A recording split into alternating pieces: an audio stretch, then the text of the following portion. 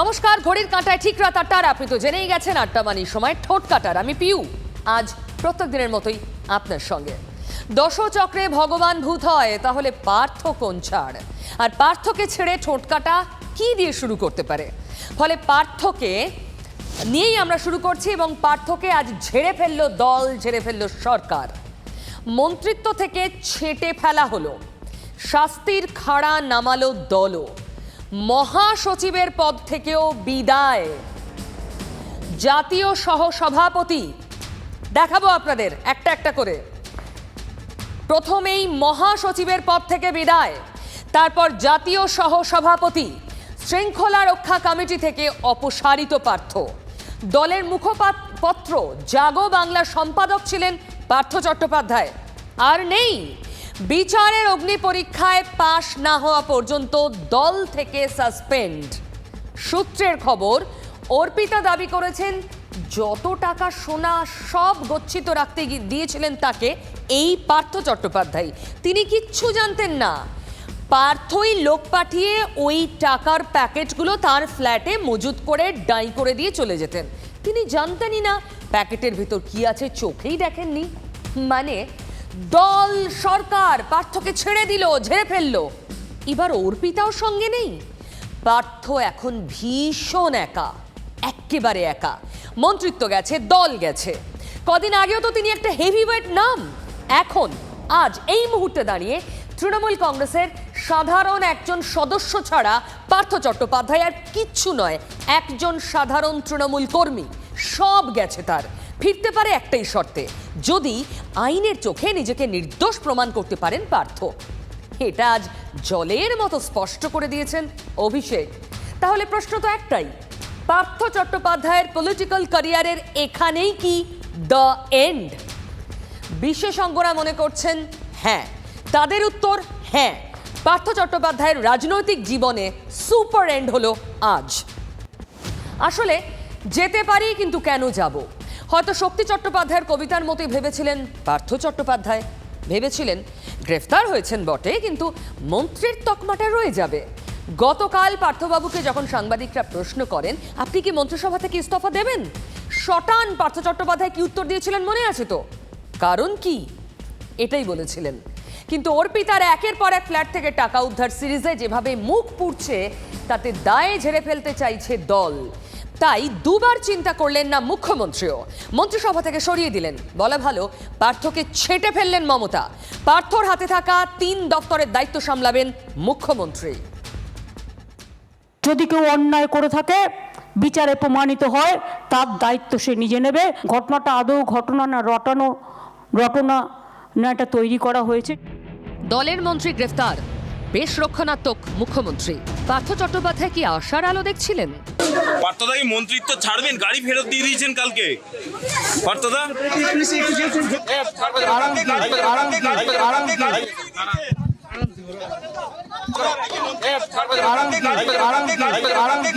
গ্রেফতারের পর পার্থকে দল থেকেই ছেঁটে ফেলতে চেয়েছিল অভিষেক শিবির। বেঁকে বসেন ফিরহাদ হাকিম, অরূপ বিশ্বাসরা। মমতার হস্তক্ষেপে তখনকার মতো সামাল দেওয়া হয়। তবে পার্থকে ঝেড়ে ফেলতে দ্রুত পট পরিবর্তন হতে শুরু করে। দলের মুখপত্র জাগো বাংলার সম্পাদক পার্থ চট্টোপাধ্যায়, সেটা মোছা হয়নি বটে, কিন্তু পার্থর নামের আগে দলের মহাসচিব বা মন্ত্রী লেখা বন্ধ হয়ে যায়।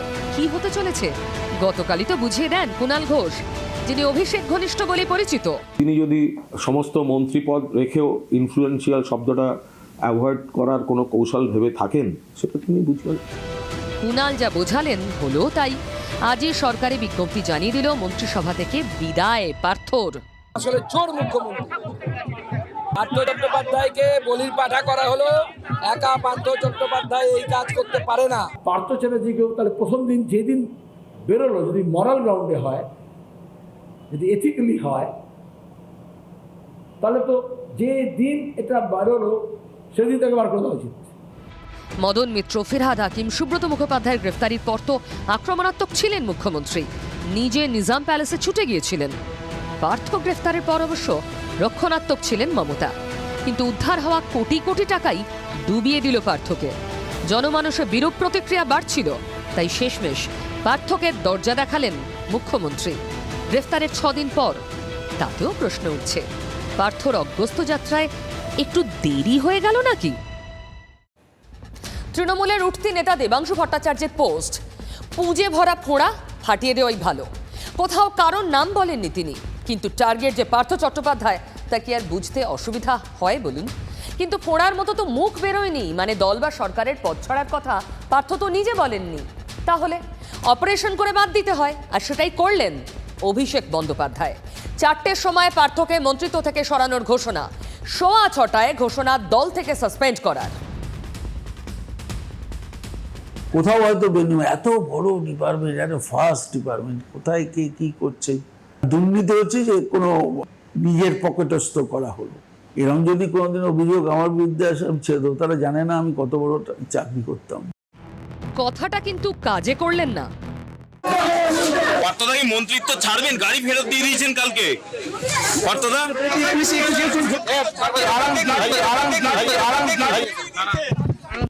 তৃণমূলের একটা শৃঙ্খলা রক্ষা কমিটি আছে, তার মাথা পার্থ চট্টোপাধ্যায়। তিনিই তো এখন শ্রীঘরে। পার্থকে ছড়াই সেই কমিটি মিটিং করলো, পার্থর বিরুদ্ধেই ব্যবস্থা নিল। আজকে শৃঙ্খলা রক্ষা কমিটির যে বৈঠক ছিল, সর্বসম্মতিক্রমে সিদ্ধান্ত হয়েছে যে দলের সমস্ত পদ থেকে পার্থ চট্টোপাধ্যায়কে উইথ ইমিডিয়েট এফেক্ট অপসারিত করা হচ্ছে এবং যতদিন তদন্ত চলবে দলের তরফ থেকে তাকে সাসপেন্ড করা হলো। পার্থ গ্রেফতার হওয়ার পরই তাকে দল থেকে সরানোর দাবি তুলেছে অভিষেক গোষ্ঠী, কিন্তু ফিরহাদ হাকিমের আপত্তিতে কড়া সিদ্ধান্ত নেননি মমতা। পার্থ অ্যারেস্ট মেমোয় মমতার নাম রাখায় চাপ বাড়ায় অভিষেক শিবির। অবস্থান কিছুটা বদলায় তৃণমূল। যে অভিযোগের কথা বলা হচ্ছে সেগুলি যদি বিচারে সত্য বলে প্রমাণিত হয়, আদালতে যদি তদন্তকারীরা এমন কোন তথ্য প্রমাণ দেন এবং আদালত যে তথ্য প্রমাণকে শিলমোহর দেবেন। অর্পিতার বেলঘরিয়ার বাড়ি থেকেও কোটি কোটি টাকা উদ্ধারের পর খেলা আরো ঘুরে যায়। এই সব লোকদের ডিফেন্ড করে বা এই সব লোক বলতে কুণালবাবু আপনি কাদের বলতে চাইছেন সরাসরি যদি বলেন? ইনক্লুডিং পার্থ চট্টোপাধ্যায়। আজ সকালে পার্থকে সরকার ও দল থেকে সরানোর দাবিতে টুইট করলেন দলের মুখপাত্র কুণাল ঘোষ। কিছুক্ষণ পরেই সেই টুইট মুছে দিয়ে নতুন টুইট করলেন কুণাল। জানালেন 5টায় মিটিং ডেকেছেন অভিষেক বন্দ্যোপাধ্যায়, সেখানে তাকেও ডাকা হয়েছে। দল হস্তক্ষেপ করছে, তাই ব্যক্তিগত টুইট ফেলে দিলাম। আমার দল সর্বভারতীয় তৃণমূল কংগ্রেস, মমতা বন্দ্যোপাধ্যায়ের নেতৃত্বে, অভিষেক বন্দ্যোপাধ্যায়ের সেনাপতিত্বে তারা ইস্যুটা টেক আপ করেছেন এবং অভিষেক আজ বিকেল 5টার সময় তৃণমূল ভবনে একটি বৈঠক ডেকেছেন। এই বিষয়েই ডেকেছেন, এখানে উপস্থিত থাকবো। ততক্ষণে তৃণমূলের ছাত্র যুব নেতাদের অনেকেই সোশ্যাল মিডিয়ায় পোস্ট করা শুরু করে দিয়েছেন। বোঝাই যাচ্ছে পুরোটা পরিকল্পিত। সেই স্ক্রিপ্ট মেনেই শেষ পর্যন্ত সিদ্ধান্ত। পার্থ ঘনিষ্ঠ নেতাদের বসিয়ে রেখেই পার্থর বিরুদ্ধে শাস্তির সিদ্ধান্ত নিলেন অভিষেক। আজকে শৃঙ্খলা রক্ষা কমিটির যে বৈঠক ছিল, সেখানে আমরা যারা উপস্থিত ছিলাম একে একে সবাই নিজের কথা বলেছে, জানিয়েছে এবং সর্বসম্মতিক্রমে সিদ্ধান্ত হয়েছে। আজকের তৃণমূলে অভিষেক মানে কি সেটা নতুন করে বলতে হবে। তিনি যা চাইবেন তা হবে না। আচ্ছা, হরিদেবপুর মানে টালিগঞ্জ আর বেলঘরিয়াতেই শেষ নাকি এর পরও আছে? অর্পিতার কথা বলছি। আরে অর্পিতাই তো এখন টক অফ দ্য টাউন। ছাপোষা বাঙালির চায়ের কাপে তুফান তোলার টপিক কি? মুখরোচক মুচমুচে টপিক কি? টাকা। এত টাকা চোখের সামনে কেউ কখনো দেখেছে? টাকা গুনে গুনে ক্লান্ত ইডিও। বুদ্ধিজীবী বাঙালি কি এখানেই থামবে? কেউ কেউ বলছেন অর্পিতা নামের অর্থ অর্পণীয় বা অর্পণযোগ্য, মানে প্রদান করা। অথচ তিনি শুধুই জমিয়ে গেছেন ফ্ল্যাটে ফ্ল্যাটে কোটি কোটি টাকা, সোনা দানা হিরে জহরত, কত কি। এরপর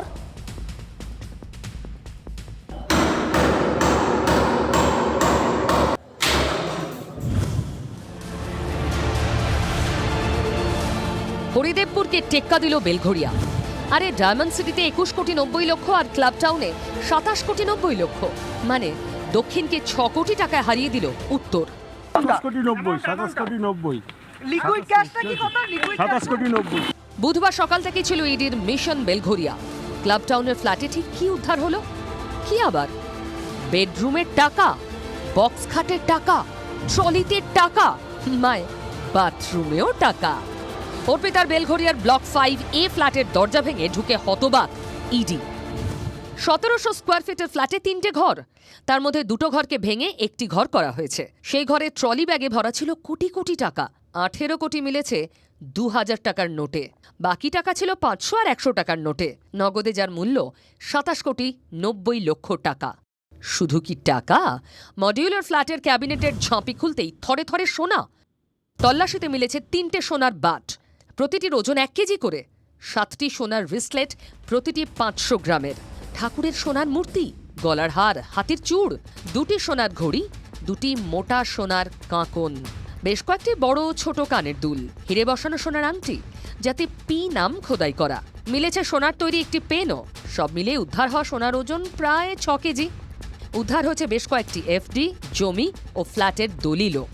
তো চলছে, ঠিক রাস্তায় এখনো এগোচ্ছে, আমাদের ইন্টারফেয়ার করার দরকার নেই।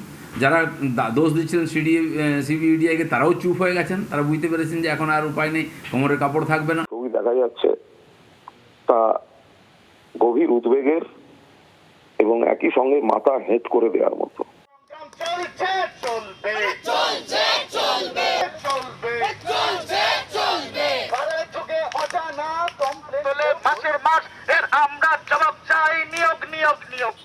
চাকরির দাবিতে রাস্তার ধারে ঠায় বসে রয়েছেন আন্দোলনকারীরা, আর ফ্ল্যাটে ফ্ল্যাটে টাকা জমিয়েই গেছেন অর্পিতা। কোথা থেকে এলো এত টাকা, এত লোভ? লোভে পাপ আর অতি পাপে ইডি। এবার আদালত বোঝাবে কত ধানে কত চাল। আচ্ছা, নিয়োগ দুর্নীতিতেই কি আঙুল ফুলে কলা গাছ? মানে শুধু এসএসসির জল ঘোলাতেই এত যখের ধন? তাতে তো অঙ্ক মিলছে না। শুধু টাকাই তো উদ্ধার হচ্ছে প্রায় 50 কোটি। তার উপর জায়গায় জায়গায় এত জমি, বাড়ি, ফ্ল্যাটের পর ফ্ল্যাট, এফডি, গয়না, সব মিলিয়ে হিসেবই তো মেলাতে পারছি না আমরা, বরং গুলিয়ে যাচ্ছে। নিয়োগ দুর্নীতি ছাড়াও কি আরও কিছু আছে? না হলে এত টাকা, এত সম্পত্তি হয় কি করে? দালাল থেকে ছোট নেতা, ছোট থেকে বড়, তারপর উপরতলায়। শিক্ষক নিয়োগে এমনভাবেই টাকা উঠেছে বলে মনে করছেন তদন্তকারীরা। গ্রামে গ্রামে নাকি রঞ্জনদের মতো অনেক দালাল ছিলেন। কানাঘুষো চলছে। 10 থেকে 15 লক্ষ টাকা করে নিয়ে চাকরি দেওয়া হয়েছে। যদি ধরেই নেওয়া যায় 10 লক্ষ টাকা করে নিয়েই ব্যাকডোর দিয়ে চাকরি হয়েছে, তাহলে হিসেবটা কি হবে? আদালতের নির্দেশে চাকরি গেছে 1259 জনের। তাহলে 1259 গুণ 10 লক্ষ মানে 125 কোটি 90 লক্ষ টাকা, প্রায় 126 কোটি। আরও অনেকেই তো টাকা দিয়ে চাকরি পাননি বলে অভিযোগ, সেক্ষেত্রে আরও কয়েকশো কোটি হবে। আচ্ছা, তাহলে ঠিক কত কোটির কেলেঙ্কারি বলুন তো? অর্পিতার হরিদেবপুর ফ্ল্যাট থেকে উদ্ধার হয়েছে 21 কোটি 90 লক্ষ, বেলঘড়িয়ার ফ্ল্যাট থেকে 27 কোটি 90 লক্ষ, এর সঙ্গে কেজি কেজি সোনা। আর সম্পত্তি, বাড়ি গাড়ি, তার হিসেবে এখনো ঠিক করে পাওয়া যাচ্ছে না, বহু। তাহলে অঙ্ক কি মিলছে? শুধু একা পার্থ চট্টোপাধ্যায় এই কাজ করতে পারে না, মুখ্যমন্ত্রী জড়িত, মুখ্যমন্ত্রী পদত্যাগ চায়। এই সততার প্রতীক নয়, যে সৎ হতেন, এই প্রতীক শব্দ না থাকতো, তিনি প্রথম দিন বলতেন আমি এর মধ্যে নেই, এখনো বলছেন খেলা হবে, খেলা হবে। যা বেরোচ্ছে তাতে কি দায় এড়াতে পারে তৃণমূল? তিনি যদি মনে করেন নিশ্চিতভাবে তিনি দেশের একজন নাগরিক, বিচার ব্যবস্থার দরজা তার জন্য খোলা, যদি কেউ কিছু করে না থাকে তাহলে তাকে বিচার ব্যবস্থার মাধ্যমে সেটা প্রমাণ করে আবার সসম্মানে দলে ফিরে আসতে হবে। রাজনীতির তরজা চলবেই, কিন্তু দুর্নীতির শিকড় কত গভীরে, ঠিক কত টাকা উঠেছে, তার হিসেব দেবে কে? দুর্নীতি যে হয়েছে সেটা তো আদালতই পরিষ্কার করে দিয়েছে। তারপরই সিবিআই হয়েছে। এখন মাটি খুঁড়ে ইডি যা তুলে আনছে তা তো লজ্জায় মাথা হেঁট করে দিচ্ছে। হিসেবটা তো দেখলেন। এখনো পর্যন্ত সম্পত্তির যা বহর তাতে কয়েকশো কোটি ছাড়িয়ে গেছে। স্বাভাবিক প্রশ্ন, যে টাকা চোখের সামনে তা কি শুধুই চাকরি চুরির? হিসাবে ইঙ্গিত না। তাহলে এসব টাকা কি একা পার্থর? জেরায় পার্থর বান্ধবী অর্পিতা জানিয়েছেন সব টাকা পার্থর, তিনি কিচ্ছুটি জানেন না। ঠোঁট কাটা জানতে চায় এত টাকায় অন্য কারোর বা কারোর অবদান নেই তো? বিরোধীরা তাই বলছে হতেই পারে না। কয়েক কদম এগিয়ে মুখ্যমন্ত্রীর দায়ও দেখছেন তারা।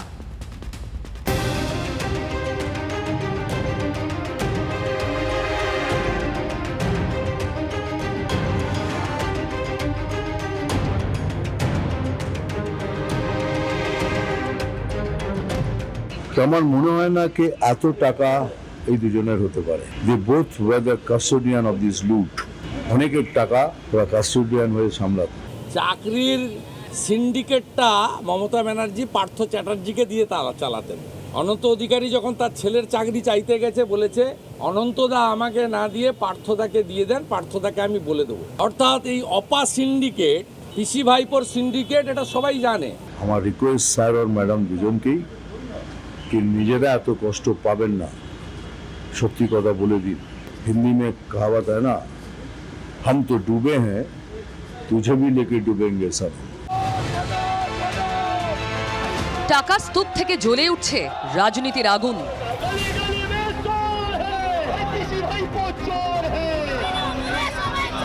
বুধে বাম, বৃহস্পতিতে রাম নামলো পথে।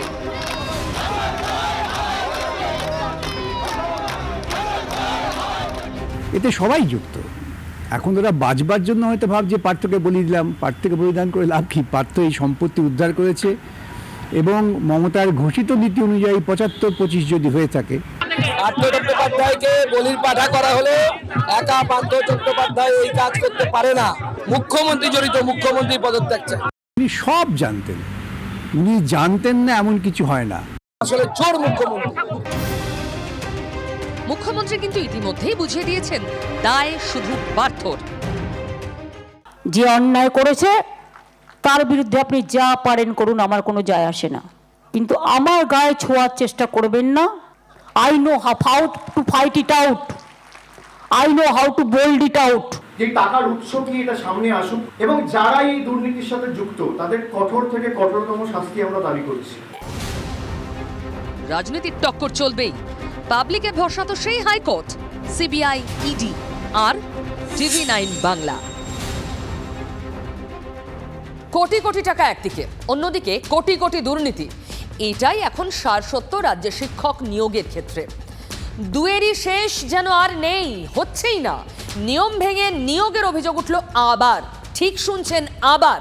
এত কাণ্ডের পরেও বিস্তারিত মেধা তালিকা প্রকাশ হতে না হতেই হাইকোর্টে চাকরি প্রার্থীরা ভুরি ভুরি অভিযোগ এবারও।